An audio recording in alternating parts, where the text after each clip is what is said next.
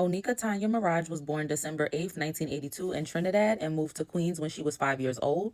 She would eventually become the queen of rap, Nicki Minaj, and this video will cover her beginnings in the arts and music up until the point that she reached mainstream success.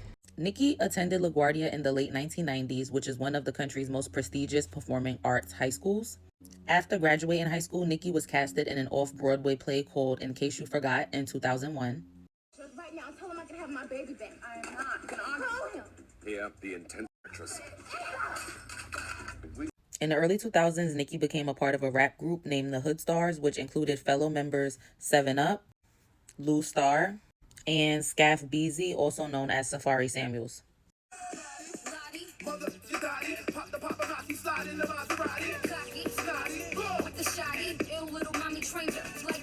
During this time, the Hood Stars were signed by Brooklyn-based group Full Force, Below Me.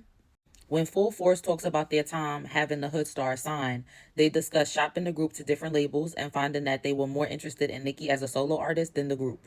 They also mentioned that Nicki turned down a potential deal that they brought to her because the label wanted Joel Santana to ghostwrite for Nicki, and she wasn't with that. In 2004, the Hood Stars recorded an entrance song for WWE diva Victoria called Don't Mess With. I ain't the lady to mess with. Go, go, go, go, go, go, go. I ain't the lady to mess with. From Los Angeles, California, Victoria. Shortly after, the group parted ways, with Lou Star pursuing a solo career, 7 Up going to prison at Kaksaki Correctional Facility, and Nicki continuing to pursue her solo career, with Safari now supporting her as a hype man. It was at this time that Nicki started uploading songs on MySpace and sending them to several producers and executives in the music industry. Around 2006, Nicki met Big Fendi, who signed her to his production company, Dirty Money Entertainment, in 2007 under a 180-day contract, meaning that he had 180 days to get Nicki a deal with a record label. Big Fendi claims to have orchestrated Nicki's future Young Money deal within 70 days of signing her because he had the Come Up DVD.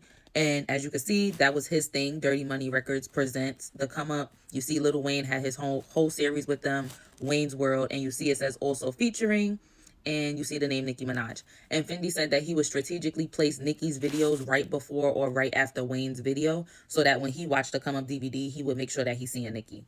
Fendi is also responsible for changing Nicki's stage name from Nicki Mirage to Nicki Minaj because when he met her, he said she had a nasty flow. Fendi says that when Deb Antony, Waka Flocka Flame's mom, came into the picture, she began to brainwash Nicki. Fendi claims that he introduced Nicki to Deb directly. Debs claims that it was indirectly, but that Fendi was the first person who introduced her to Nicki's music. Fendi believes that since this was before Nicki signed with Young Money, Deb had convinced Nicki to wait until the contract with Fendi expired, because it was only 180 days, before she signed with Young Money to basically cut him out of the deal. Now, Deb has a different story. She says that she sent for Nicki to come to Atlanta when Fendi left her and Safari stranded in North Carolina, and they talked woman to woman about being in disagreement with some of the moves that Fendi was making for Nicki's career, such as the iconic lollipop bikini picture of Nicki. Deb did not agree with that, and it was also alleged that Fendi wanted to label the picture to say Fat Pussy. Around 2008, Fendi and Nicki fell out, and Deb officially began managing Nicki. But before this, Nicki had dropped 2 mixtapes under Fendi. First, Playtime Is Over was released on July 5th, 2007, featuring songs like Warning. Who the hell is this? Calling me at 12:47 in the night while I'm watching the fight. Playtime Is Over. Just when they thought it was safe to play ya, hit him with the N-I-C-K-ya. I'm Tinkerbell, he's Peter Paya. To these bad bitches, I'm nothing more. And Jump Off, 2007. Slow mama, get a taste of the hot sauce. Itty bitty, real pretty, but I'm not so. Then on April 12, 2008, she released her second mixtape, Sucker Free, which features songs like Wanna Minaj. Let me think, what could I do to kick it out? How about I come all on your dick and then I lick it out? Autobiography. Daddy was a crack fiend. 2 in the morning, had us running down the block like a track team. When you burnt the house down and my mother was in it, how could I forget it? The pain is infinite. And Baddest Bitch. Club promoter when a bit like auctions. Could be paint shows, sell tips like Boston. You see me in the lobby taking pics and flossing. After every pic, gotta fix my course. Sucker Free was Nicki's first mixtape to chart at number 95 on Billboard's top R&B and hip-hop albums. So now that Nicki is being managed by Deb and Fendi has basically been pushed out of the picture, Nicki releases her third mixtape, Beam Me Up Scotty, on April 18th, 2009 under Young Money and Affiliates, whereas the prior 2 mixtapes were released under Fendi's Dirty Money Records. Beam Me Up Scotty featured songs like Itty Bitty Piggy, I was on the plane with the wine. You could call me Whitley. I go to hell, man. I Get Crazy, I'm under the motherfucking old school. But my Mac notebook with the pro tools. That bitches ain't ready for Nicki Lewinsky. That whoop. and Still I Rise. Anyway, real bitches listen when I'm speaking. Cause if Nicki wins, then all of y'all getting meetings. And it was around this time that Nicki became officially signed to Young Money after collaborating with and being mentored by Lil Wayne for over 2 years. In 2009, I Get Crazy charted at number 20 on the US Hot Rap Songs charts and number 37 on the Hot R&B Hip Hop Songs charts, respectively. In November 2009, Nicki was featured on Yo Gotti's 5-Star Chick alongside Trina and Gucci Mane. In February 2010, Nicki made her first 2 Billboard Hot 100 chart appearances with Lil Wayne's Knockout and Mariah Carey's Up Out My Face. Later in 2009, Nicki appeared on Bedrock and Roger That, which charted at number 2 and number 56, respectively. On March 29, 2010, Nicki released Massive Attack featuring Sean Garrett, which was intended to be her lead single for the forthcoming debut album Pink Friday, but the song was dropped due to poor commercial performance. In April 2010, Nicki fired Deb Antney as her manager via a termination letter sent by Nicki's attorney and began being managed by Diddy a week later.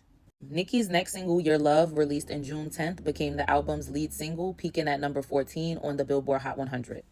Around this time, Nicki became the first solo female artist to have 7 singles simultaneously charting on the Billboard Hot 100 in the US, and those songs were Bottoms Up by Trey Songz, Knockout by Lil Wayne, My Chick Bad by Ludacris, Lil Freak by Usher, Letting Go, Dirty Love by Sean Kingston, 2012, It Ain't the End of the World by Jay Sean, and Your Love by Nicki Minaj. In September 2010, Nicki released Right Through Me and Check It Out featuring will.i.am as follow-up singles, peaking at number 26 and number 24, respectively. In October 2010, Minaj was featured on Kanye West's Monster alongside Jay-Z and Rick Ross. Nicki's verse was critically acclaimed, and many agreed that she had the best verse on the song. This moment truly solidified Nicki as a force to be reckoned with in the rap game, male or female. And as you can see, in 2023, Rolling Stone did a list of Nicki's 15 best features, and Monster was ranked as number 1. Now we are getting to the end of the video, so I just want to clarify this real quick. Nicki did part ways with Diddy as her manager in May 2011, so he was only her manager for about a year. And at that point, she began being managed by G. Roberson, Cortez Bryant, and Sean G.